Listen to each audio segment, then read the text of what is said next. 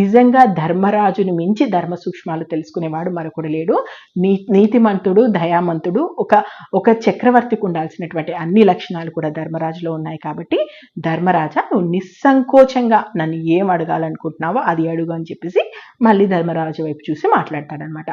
అలా అన్న తర్వాత ఒక్కసారిగా ధర్మరాజు కళ్ళలో నీళ్లు తిరుగుతుంటాయి. తట్టుకోలేక వచ్చేసి భీష్ముడి యొక్క కాళ్ళ మీద తన నుదుటిని ఆనించి అలాగే ఉంచి, అయ్యా, ఇప్పటి వరకు నాకు తెలుసో తెలియకో తప్పు చేసుంటే క్షమించు, నేను నీ ద్వారా ధర్మ సూక్ష్మాలు తెలుసుకోవాలనుకుంటున్నాను, కాబట్టి నాకవి చెప్పు అని అడుగుతాడు. ధర్మరాజు అలా కాళ్ళ మీద పడగానే భీష్ముడు చిరునవ్వు నవ్వి, సంకోచించకు ధర్మరాజా, నీ మనసులో ఏదుందో అది అడుగు అంటాడు. సో ఇప్పుడు ధర్మరాజు అడిగినటువంటి మొదటి ప్రశ్న ఏంటి అంటే, భీష్ముడికి సంబంధించి ధర్మ సందేహాలు తెలుసుకోవడంలో రాజధర్మం అంటే ఏంటి?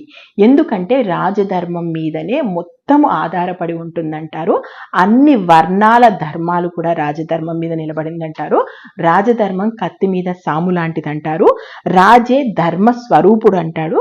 కాబట్టి రాజుకు ఉండాల్సినటువంటి ధర్మం ఏంటి, అది ఏది అసలు రాజుకి ధర్మం, ఏది రాజుకి అధర్మం, ఒక రాజు చేయాల్సిన పనులేంటి, చెయ్యకూడని పనులేంటి, అసలు రాజు అనేవాడు ఎలా ఉండాలి, గతంలో ఉన్నటువంటి రాజులు ఎలా ఉన్నారు, ఇప్పుడు నేను ఎలా ఉండాలి, దీనికి సంబంధించి నాకు చాలా అనుమానాలు ఉన్నాయి. కాబట్టి రాజధర్మం గురించి చెప్పమని ముందుగా ధర్మరాజు అడుగుతాడు. ఇక్కడ భీష్మ పితామహుడు చెప్పే విషయాలు చెప్పడానికంటే ముందు ఒక విషయం మాత్రం స్పష్టం చేస్తాను. అదేంటంటే బ్రాహ్మణుల గురించి చెప్పేటువంటిది. నిజంగా మహాభారతం చదివేటప్పుడు నాకు ఇబ్బందిగా అనిపించినవి రెండే.